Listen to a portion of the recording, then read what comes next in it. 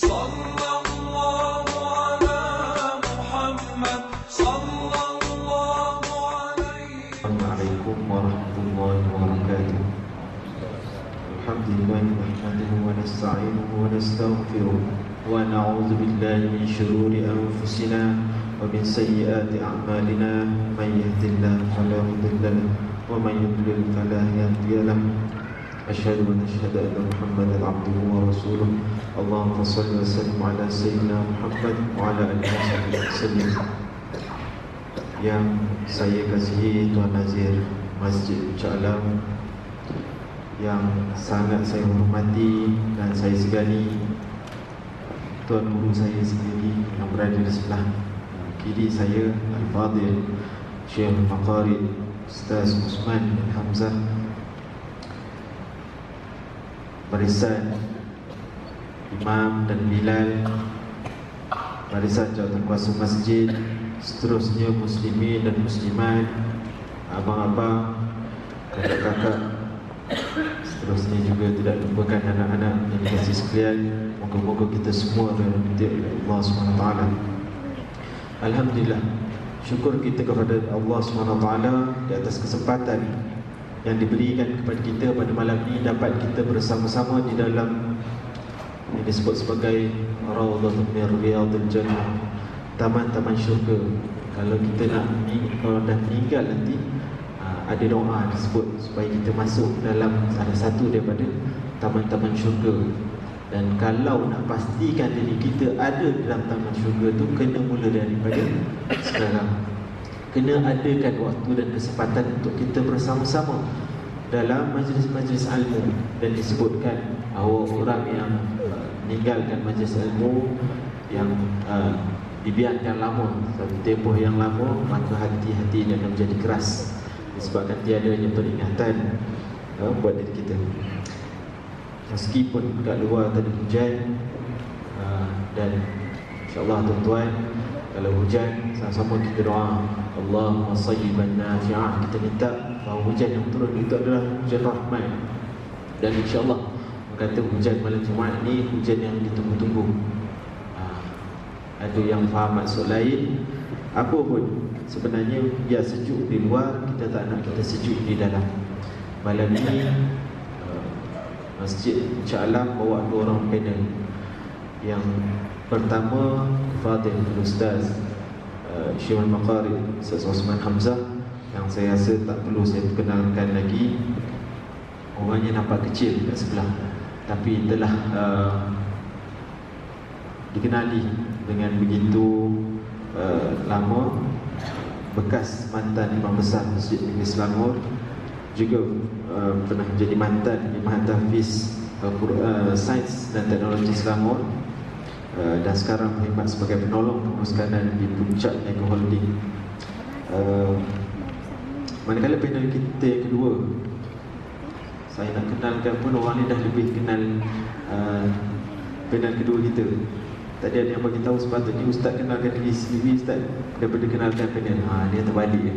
Jadi saya pun sebenarnya tak berminat untuk memanjangkan cerita pada malam ni. Nak kenal-kenal nanti tuan-tuan kenal kat luar, insyaAllah.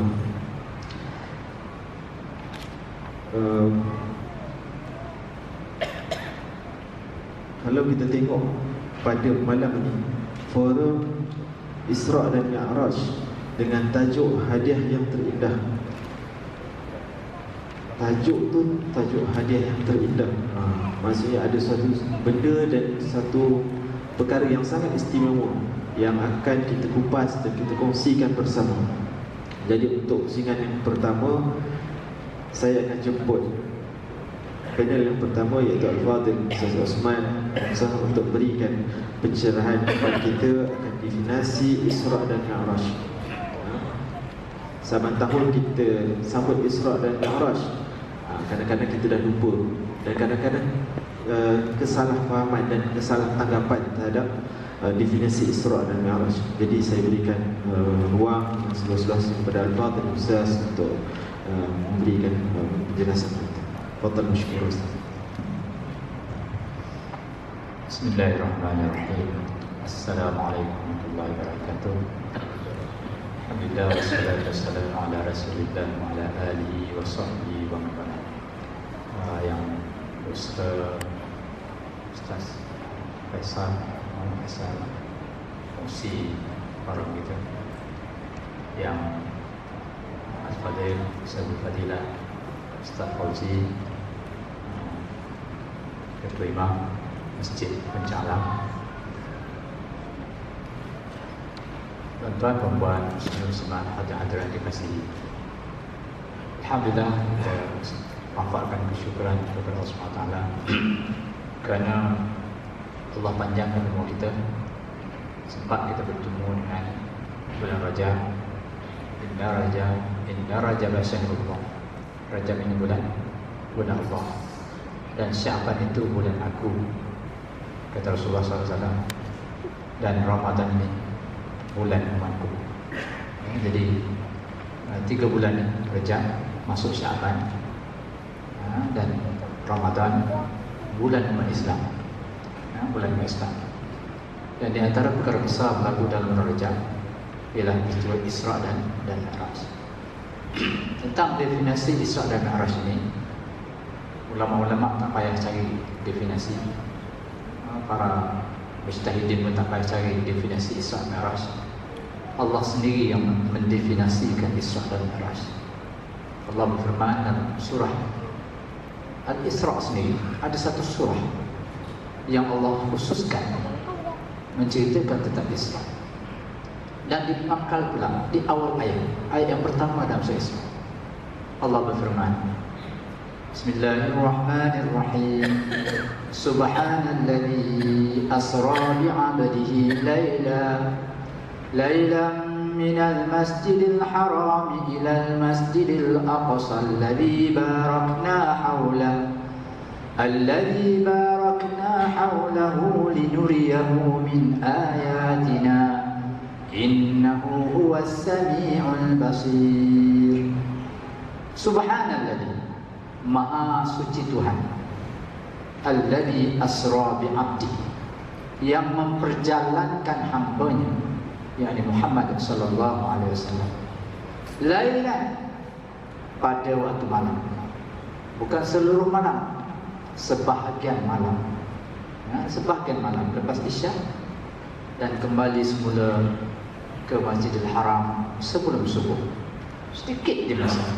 Kalau kita Isya sekarang 9, 10, 11, 12, 1, 2, 3, 4, 5, kira 8 jam, 9 jam, melaksanakan peristiwa Isra dan Mi'raj. Alladzi asra bi'abdi lailan, dari mana? Minal Masjidil Haram di Makkah ilal Masjidil Aqsa, dan pergi ke Masjid Aqsa di Palestin, di Baitul Maqdis. Alladzi barakna hawlah, Allah kata yang kami berkati persekitarannya.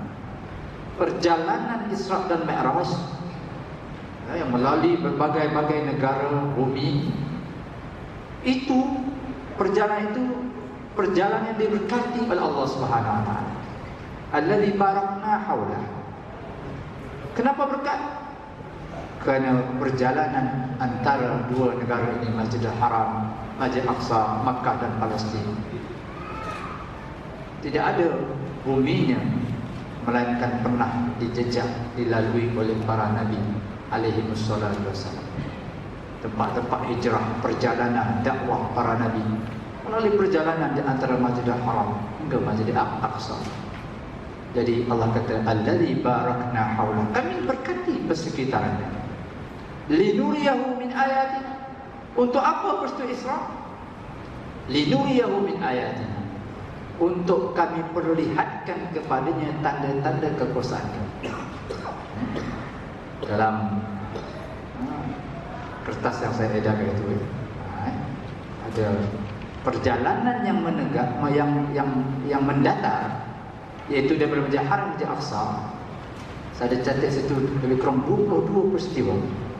22 peristiwa besar yang Nabi lalui satu. Ada 5 tempat Nabi singgah, Madinah, kemudian Baitul Laham, Turis Sina, beri itu semua ada saya catat kat situ. Saya tak nak ulas sebab mungkin akan diulas oleh dalam yang kedua nanti. Cuma perjalanan yang mendatar itu, alladzi barakna haulah, diberkati Allah SWT. Dan perjalanan menegak pula, itu dinamakan Mi'raj.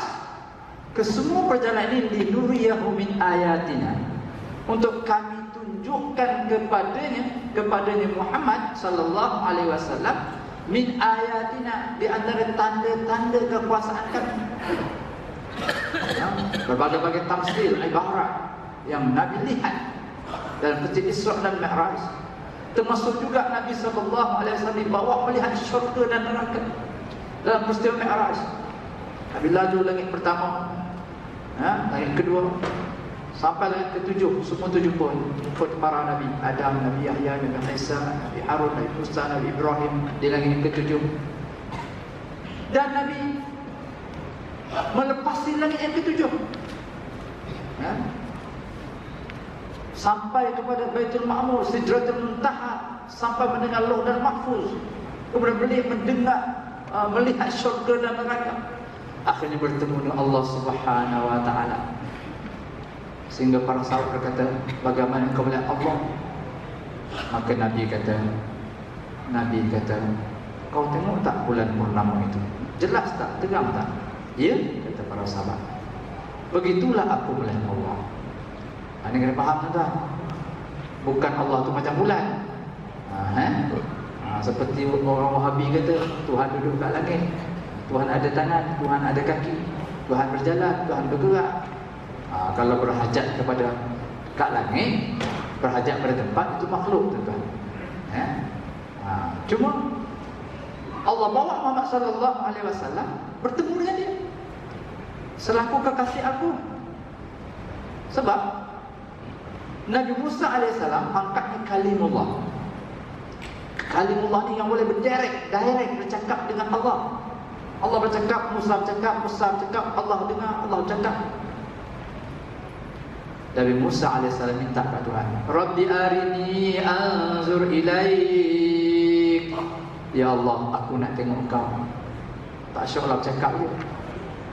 Tapi Allah kata apa? Qala lan tarani, kau tak dapat tengok. Walakin inzur ilal jabal. Allah kata, kau Musa, walaupun kau kalimullah, boleh bercakap dengan aku, tapi kau tak boleh lihat aku. Walakin inzur ilal jabal. Kalau kau nak tengok aku, boleh tengok jabal, tengok bukit Tur Sina. Bila Allah tajallikan, falamma tajalla rabbuhu lil jabal, tajallikan, zahirkan nurnya di puncak di bukit Tur Sina, ja'alau daka, bergegar bukit Tur Sina. Wa kharra Musa sa'iqa, Musa tersungkur pingsan. Falamma afaqa qala subhanak tubtu ilaik wa ana awwalul mu'minin. Manakala dia pulih balik sedar-sedar, maka dia kata tubtu ilaik, subhanak tubtu ilaik, maha suci Engkau Tuhan, tak layak aku minta pada Engkau benda yang tak patut aku minta. Aku bertaubat padamu, wa ana awwalul mu'minin, akulah orang beriman. Apa kita nak quote kat sini? Bahawa Nabi Musa walaupun dekat dengan Allah, tetapi tidak boleh melihat Allah SWT. Allah tak benarkan. Dan jumhur ulama sepakat mengatakan kita tidak boleh melihat Allah di dunia. Di akhirat orang beriman dapat melihat Allah. Wujuh yawma idzin nadhirah ila rabbiha nazirah. Ada wajah-wajah yang bersinar-sinar, berseri-seri ceria. Ila rabbiha nazirah, kerana dapat melihat wajah Allah SWT. Di dunia kita tak boleh sebab kemampuan kerohanian kita tak melayakkan kita melihat Allah SWT.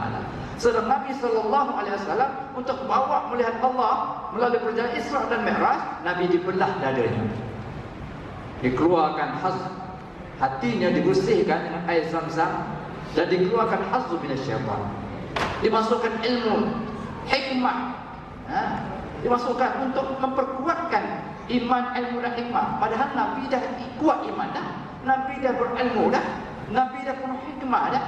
Seorang Nabi yang tinggi kerohanian, tetapi untuk melayakkan lagi untuk melihat Allah, Allah tambahkan lagi nilai tambah iman, ilmu dan hikmah dalam Nabi SAW. untuk melayakkan dia bertemu Allah Subhanahu wa taala. Nabi Musa minta, tak dapat. Nabi Muhammad tak pernah minta bertemu Allah, berjumpa Allah. Tetapi selaku kekasih Allah sendiri jumpa dia. Ketika dia menghadapi suasana yang begitu tertekan. Ini saya minta Ustaz urai tidak bagaimana suasana itu. Sehingga Allah jemput dia dalam peristiwa Isra dan Mi'raj. Ini baru tak ada Isra, Ustaz. Minta sekiranya saya. Mi'raj pula tuan, ialah perjalanan menaik. Perjalanan menaik. Bila Nabi sampai ke Baitul Maqdis, kan? Maka para nabi sudah menunggu. Nabi sudah menunggu. Dan semua bersedia nak sembahyang. Tak ada orang lain yang jadi imam. Melainkan Nabi Muhammad sallallahu alaihi wasallam. Lepas menjadi imam, Nabi beri ucapan dasar. Ada saya catat dalam kata-kata. Ucapan dasar Nabi sallallahu alaihi wasallam kepada semua para nabi. Kemudian para Nabi Ibrahim menjawab bagi para nabi. Akhirnya Nabi naik Mi'raj daripada Baitul Maqdis. Diriwayatkan tentang saya tak pernah sampai ke Palestin. Tapi baru 3 hari lepas saya majlis, saya ada kuliah saya. Jadi kuliah saya itu semua datuk-datuk, ya. Semua cerita mereka semua dah pergi dari Palestin. Dia tengok memang batu tu tergantung, ya. Batu di mana? Diikat buruk. Buruk pun tak boleh pergi lah, ya. Tergantung sehingga tergantung batu itu. Kan sekarang katanya dibagi tongkat macam Ustaz pernah pergi Ustaz? Disiminkan. Nanti Ustaz cerita lah dia pernah pergi. Ya? Saya tak pernah pergi, tak cerita lah ya. Dan itu tanda real, boleh nampak. Bagi orang yang pergi ziarah boleh nampak benda itu. Tergantung. Kemudian pergilah hari pertama, kedua sampai ketujuh. Itu Mi'raj. Allah kata dalam Quran. Tapi ada berbagai tafsiran lah. Tapi kita bawa juga. Wa huwa bil ufuqil a'la thumma dana fatadalla fakana qaba qausaini aw adna fa auha ila 'abdihi ma auha. Ini dia ketika berada di ufuk tinggi, kemudian dia dekat lalu mendekat. Ada tafsir kata ini ialah dekat dengan Jibril. Ada juga orang kata dekat dengan Allah, dekat lagi mendekat. Dana fatadalla fakana qaba qausaini aw adna. Dekatnya bagaikan 2 pusar tanah, 2 pusar panah. Dekatlah. Tuan-tuan. Tapi dekat ni kita faham ya. Faham maksud dekat. Kalau dekat dengan Allah ni, fa ini qarib itu bukan berarti boleh dipegang, dekat itu ya. Tapi ada dekat dengan makna yang layak bagi Allah SWT. Fakana qaba qausaini aw adna fa auha ila 'abdihi ma auha. Lalu Allah wahyukan kepada apa dia wahyukan? Yang dia nak wahyukan. Ini Allah turunkan perintah sembah, perintah sembahyang. Istimewa tuan-tuan. Perintah lain Jibril bawa turun, Jibril bawa turun. Tapi sembahyang Muhammad kau naik sendiri menghadap. Tuan-tuan. Macam orang terima pingat lah, ya. Mana ada sultan bagi pingat lain pos je, ya. Kau punya pingat kau, ambil pos laju. Tak istimewa lah macam tu ya. Jadi begitulah perintah sembahyang istimewa. Sebab itu kena jaga sembahyang. Ini maksud Mi'raj, perjalanan menaik. Ada ulama kata Mi'raj itu makna tangga. Masa tu orang naik kuda, naik tangga. Ada ulama berkata buruk sampai juga. Buruk melangkah selajunya, sekali laju je 1 tangga. Jadi 7 kali lompat je sampai dah Mi'raj. Ini peristiwa Mi'raj tuan. Semua kerana saya suruh berdefinasi je. Jadi sekarang itulah untuk kefahaman awal, dan untuk lanjutan insya-Allah Al-Fatihah Ustaz akan menguraikan. Terima kasih banyak-banyak kepada Ustaz. Nasib Ustaz bagi definasi je, sebab saya baru tengok baru dibuka tabir tu. Jadi muslimat tertanya apa yang naik, kan? Apa yang tergantung, kan? Ustaz, kalau Ustaz belum pernah lagi ke Palestin, nak tengok tu Ustaz boleh pergi ke Terengganu. Ada taman-taman Islam. Jom cuti Malaysia. Ada Ustaz, InsyaAllah kat sana ada. Baik, terima kasih kepada Al-Fadhil Ustaz Osman Hamzah di atas penjelasan Ta'arif Isra dan Mi'raj.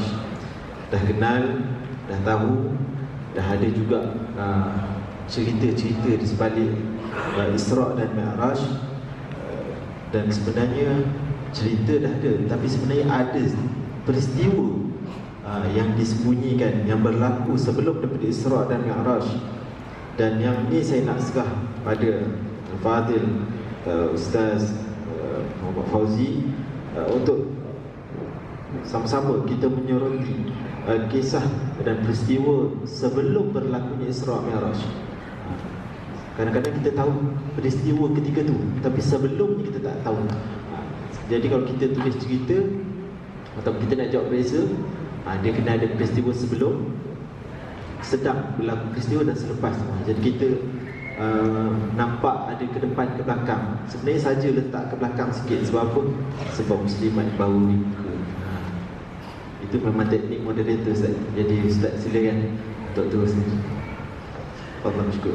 Jazakallahu khairan jazak kepada Ustaz Faisal Munjir. Mudah-mudahan Allah Subhanahu wa taala kurniakan, berikan petunjuk kepada kita semua dalam kita menghadapi dunia kenyataan sekarang ini. Dan yang saya hormati juga Fadil Ustaz Syekhul Maqari Ustaz Osman Hamzah, yang alhamdulillah sudah menjadi tetamu masjid sekarang ini, dan insya-Allah lah beliau akan selalu datang ke masjid. Begitu juga dengan tuan-tuan, puan-puan, para jamaah, ibu-ibu, kakak-kakak, adik-adik yang dirahmati oleh Allah Subhanahu wa taala. Mudah-mudahan kita telah mendengar sedikit penjelasan daripada ilmu yang banyak dalam Al-Quran. Hanya dipetik sedikit daripada Al-Quran, diberikan kita definisi. Kalau kita tengok tuan-tuan, puan-puan yang dirahmati oleh Allah Subhanahu wa taala, sistem Al-Quran ini berlaku, kebiasaannya ada bersebab. Tidak berlaku dengan tidak ada sebab. Kalau apabila Allah Subhanahu wa taala datang, Allah Taala datangkan Al-Quran, datangkan ayat, Allah Taala kata abasa wa tawalla an ja'ahul a'ma. Sebab dia Allah Taala turunkan ayat tu, sebab dia Allah Subhanahu wa taala nak menegur Nabi Muhammad sallallahu alaihi wasallam yang lebih mementingkan orang yang sihat, orang yang kaya, orang yang berada, orang yang mempunyai pangkat, yang berhadapan dengan Rasulullah. Datang orang buta di belakang Rasulullah, Rasulullah tidak menegurnya. Allah Ta'ala tegur Rasulullah sallallahu alaihi wasallam. Jadi ada sebab. Allah Subhanahu wa taala datangkan dalam ayat yang lain, qad sami'allahu qawlan allati tujadiluka fi zawjiha wa tashtaki ila Allah wallahu yasma'u tahawurakuma. Allah Taala datangkan kisah perbalahan antara suami dan isteri. Artinya kebanyakan ayat-ayat di dalam Al-Quran, kalau kita lihat, turun sebab kemudian turun ayat. Sebab di mana Allah Subhanahu wa taala Isra dan Mi'rajkan Nabi Muhammad sallallahu alaihi wasallam terjadi selepas beberapa peristiwa yang terjadi kepada Rasulullah. Peristiwa yang digelar sebagai Amun Hazin, peristiwa tahun kesedihan Rasulullah sallallahu alaihi wasallam. Apa yang berlaku kepada Rasulullah? Apa yang menyebabkan Rasulullah sedih? Tuan-tuan, puan-puan yang dirahmati oleh Allah Subhanahu wa taala, Rasulullah sallallahu alaihi wasallam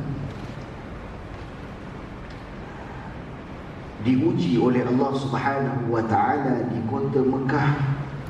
13 tahun beliau dan para sahabat berdakwah, yang memeluk Islam hanya beberapa kerat daripada para sahabat ridwanullahi alaihim ajma'in. Tak cukup dengan beberapa kerat, diuji kerat-kerat tadi, diuji dengan siksaan demi siksaan. Sayyidina Bilal radhiyallahu taala anhu, Sayyidina sahabat-sahabat lain yang mana mereka dipukul, mereka dipenjara, mereka dicaci, harta mereka dirampas dan bermacam-macam perkara yang dilaksanakan oleh orang-orang Quraisy kepada sahabat-sahabat yang memeluk agama Islam, yang berkawan sahaja dengan Rasulullah sallallahu alaihi wasallam pasti akan dicukup. Seolah-olah mereka ini berada pada zaman kita sekarang ini. Kalau siapa pernah pergi ke Syria sebelum peperangan, kalau cerita sahaja pasal Islam, cerita sahaja pasal kita nak memeluk agama Islam, kita nak, pasti ada orang-orang daripada kerajaan yang akan cuba mencukup. Begitu juga dengan Mesir. Kalau cerita tak bukan-bukan, dia terus masuk bawah tanah. Ustaz Osman tahulah. Tapi berlaku pada zaman Rasulullah sallallahu alaihi wasallam. Apabila mereka ada sahaja ura-ura orang ini berjumpa dengan Rasulullah, mereka akan cukup orang tersebut. Mereka akan siksa, mereka akan pukul, mereka akan bermacam-macam siksaan. Baik. Akhir sekali, antara perkara yang sangat-sangat teruk yang kena pada Rasulullah sallallahu alaihi wasallam, Nabi sallallahu alaihi wasallam diarahkan oleh Allah Subhanahu wa taala untuk berhijrah ke Taif. Nabi sallallahu alaihi wasallam bersama dengan para sahabat yang ketika itu sedang berada dalam ketakutan yang amat sangat dengan tentera-tentera orang-orang Quraisy. Bayangkan tuan-tuan, mereka tak nampak dunia, berada dalam penjara 40 hari, 1 tahun. Kemudian mereka dilepaskan sekejap, kemudian mereka lari. Takut dengan orang-orang Quraisy. Islam mereka ketika itu dalam keadaan ketakutan. Dibawa oleh Allah Subhanahu wa taala, diajak oleh Nabi Muhammad sallallahu alaihi wasallam untuk berhijrah ke Taif.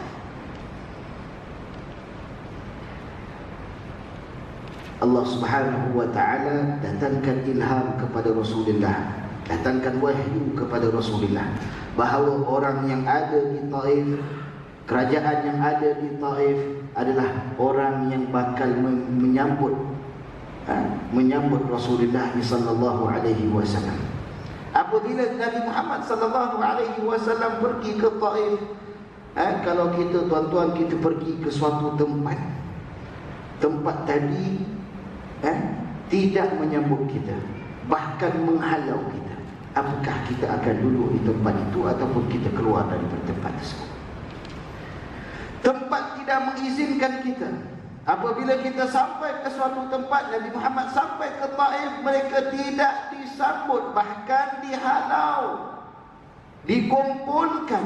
Orang-orang gila di kawasan tersebut, kanak-kanak yang kecil mengatakan itu orang jahat, itu orang gila. Dibaling batu, dibaling dengan buah, dibaling dengan apa sahaja, diludah dan bermacam-macam perkara yang sampai kepada Rasulullah, sehingga kaki Rasulullah sallallahu alaihi wasallam berdarah. Dan ketika itu ada satu perkara yang ajaib yang berlaku. Keadaan para sahabat ridwanullahi alaihim ajma'in yang menjadikan badan mereka sebagai dinding untuk menahan batu kepada Rasulullah. Badan mereka menahan batu untuk tidak sampai kepada Rasulullah. Akan tetapi batu tadi sampai juga dan telah melukai Rasulullah. Ada di antara para sahabat yang sempat menahan darah tadi supaya tidak jatuh ke tanah.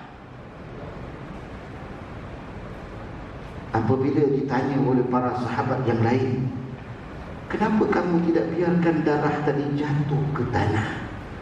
Sahabat tadi mengatakan, aku takut kalau darah kekasih Allah ini jatuh ke tanah, nescaya akan diturunkan azab oleh Allah Subhanahu wa taala. Sehingga kan keadaan yang sangat-sangat kritikal. Datang para malaikat berjumpa dengan Rasulullah, minta supaya biarkan aku hancurkan orang ni, aku hancurkan kawasan ini. Kata Allah, kata Nabi sallallahu alaihi wasallam, ya malaikat, wahai malaikat, aku mengharapkan daripada Allah Subhanahu wa taala agar ada di dalam sulbi-sulbi orang ini orang yang beriman kepada aku. Aku mengharapkan agar ada di dalam sulbi-sulbi orang-orang yang mencederakan aku ini orang yang beriman kepada aku. Allah, ini perkara yang berlaku kepada Rasulullah. Tuan-tuan, baru sampai ke Taif dihalau oleh orang Taif. Keluar Rasulullah sallallahu alaihi wasallam. Apabila melihat keadaan, Rasulullah sallallahu alaihi wasallam pulang ke Mekah dalam keadaan masih lagi berluka, masih lagi berdarah. Orang-orang Quraisy sudah memikirkan bagaimana nak menghancurkan Muhammad, bagaimana nak menghancurkan pengikut-pengikut Muhammad. Dilakukan satu perjanjian untuk membaikot Nabi Muhammad sallallahu alaihi wasallam.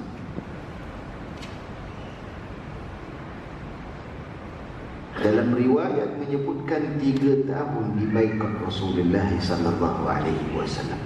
Artinya apa? Tidak ada jual beli antara orang Quraisy dengan pengikut Nabi Muhammad. Tidak ada muamalah, sanak saudara tidak mampu untuk berjumpa. 3 tahun tidak boleh berkata-kata dengan orang-orang daripada pengikut Nabi Muhammad. Bayangkanlah.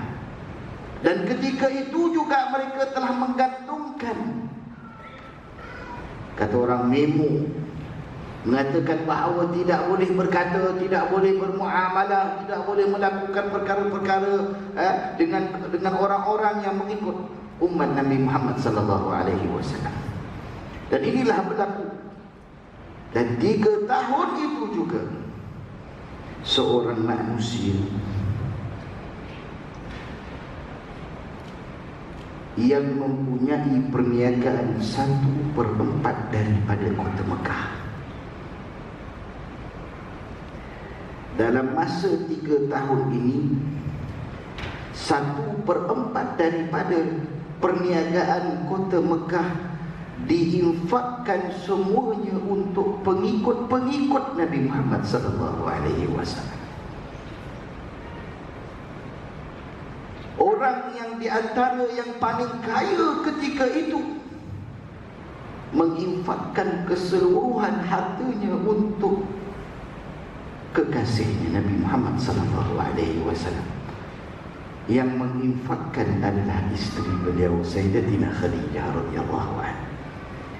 Orang yang paling kaya ketika itu. Tak cukup dengan keadaan infaknya Sayyidatina Khadijah dalam masa 3 tahun. Ada di antara para sahabat yang mengatakan, ya Rasulullah, aku lapar ya Rasulullah. Beliau menunjukkan batu yang beliau ikat bersama dengan kain. Kata Rasulullah, aku lapar. Rasulullah membuka baju dia dan melihat 2 batu yang ada untuk menahan kelaparan. Ada antara para sahabat yang sanggup memakan daun-daun yang kering. Bahkan dikatakan dalam sirah, najis-najis mereka dah lebih kering daripada najis kambing. Sehingga kan mereka itu berada dalam keadaan, ada di antara mereka yang tidak tahan dengan baikot 3 tahun. Kalau siapa yang pergi ke Mekah, di situ ada satu tempat, tapi dah ada rumah-rumah sikit. Di situlah tempat baikot 3 tahun di atas bukit. Akhir sekali selepas 3 tahun, di situ ada satu mukjizat yang Allah Subhanahu wa taala tunjukkan. Tapi saya tak ceritalah pada hari ini, sebab diberi masa sangat-sangat pendek. 7 minit. Dah tambah dah? Alhamdulillah. Okey, ini dah 10 dah. Baik. Jadi apabila Rasulullah sallallahu alaihi wasallam terbebas daripada baikot orang-orang kafir Quraisy, ketika itu terjadi 2 perkara yang sangat-sangat menyayat hati Rasulullah. Yang pertama adalah kematian Abi Talib, pakcik Rasulullah sallallahu alaihi wasallam. Orang yang mendukung kejayaan Rasulullah, orang yang menghalang kekuatan Quraisy untuk menerjah masuk ke dalam kawasan ataupun rumah Rasulullah, orang yang menahan orang-orang Quraisy, seolah-olah Abi Talib ini adalah perisai Rasulullah sallallahu alaihi wasallam yang terakhir yang dapat menolong Rasulullah sallallahu alaihi wasallam daripada kecaman-kecaman ataupun perkara-perkara yang tidak elok daripada Quraisy. Akhir sekali selepas keluar sahaja daripada pembaikatan 3 tahun, wafatnya Abi Talib, meninggalnya pakcik Rasulullah sallallahu alaihi wasallam. Sedihnya Rasulullah sallallahu alaihi wasallam, seolah-olah sekarang ini orang yang memaki hamun, orang yang menghentam kita, orang yang sentiasa melakukan kekasaran kepada kita, dah berleluasa selepas orang yang memberikan perisai kepada kita telah meninggal dunia. Menangis Rasulullah sallallahu alaihi wasallam. Tak cukup dengan sedih yang amat sangat kepada Rasulullah, selepas 3 hari daripada kematian Abi Talib, kematian pula isteri Rasulullah sallallahu alaihi wasallam. Orang yang mempunyai perniagaan 1/4 daripada kota Mekah, yang menginfakkan hartanya sehabis-habisnya di dalam pembaikatan, akhir sekali ketika meninggal dunia, Sayyidatina Khadijah Rasulullah sallallahu alaihi wasallam nak mencari kain untuk nak membalut isteri Rasulullah sallallahu alaihi wasallam, tak jumpa. Tidak ada kain, semuanya diinfakkan untuk pembaikatan. Orang yang paling kaya akhir sekali menjadi orang yang paling miskin. Sehingga kan Nabi sallallahu alaihi wasallam meminjam daripada kain orang lain untuk membalut isteri Rasulullah sallallahu alaihi wasallam. Sedihnya Rasulullah, sedihnya orang yang memberi pertolongan, memberi perisai dia antara orang Quraisy telah meninggal dunia. Orang yang menginfakkan hartanya untuk dia di jalan Allah Subhanahu wa taala dah meninggal dunia. Dah tak ada orang support Rasulullah sallallahu alaihi wasallam. Sedihnya Rasulullah. Dalam sirah disebutkan bahawa sesungguhnya Rasulullah ketika itu tidak makan selama 3-4 hari. Sedihnya Rasulullah sallallahu alaihi wasallam. Itulah apabila kesedihan yang amat sangat selepas daripada sebulan daripada peristiwa kematian tadi, diberikan kabar gembira oleh Allah Subhanahu wa taala. Subhanallazi asra bi'abdi. Itulah dia peristiwa yang berlaku sebelum daripada Isra dan Mi'raj untuk meredakan kesedihan Rasulullah sallallahu alaihi wasallam. Jadi saya rasa cukuplah setakat itu untuk round yang pertama, insya-Allah. Allah